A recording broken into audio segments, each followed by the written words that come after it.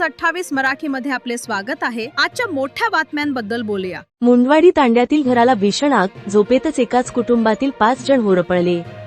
कन्नड तालुक्यातील मुंडवाडी तांडा येथे झोपलेल्या अवस्थेत अचानक घराला आग लागल्याने एकाच कुटुंबातील 5 जण होरपळल्याची घटना रात्री सुमारे पहाटेचे 3:30 वाजण्याच्या सुमारास घडली। या आगीत हरिचंद जैसा जाधव वय 80 यांना छत्रपती संभाजीनगर येथील शासकीय रुग्णालय घाटी येथे रवाना करण्यात आले। तसेच माऊलीबाई हातीचंद जाधव वय 80 यांनाही पुढील उपचारासाठी छत्रपती संभाजीनगर शासकीय रुग्णालय घाटी येथे हलविण्यात आले।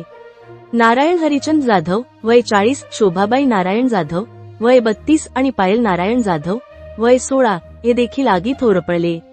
वैद्यकीय अधिकारी डॉक्टर रामेश्वर पुंगळे यांनी 2 गंभीर रुग्णांना छत्रपती संभाजीनगर शासकीय रुग्णालय घाटी येथे रवाना केले।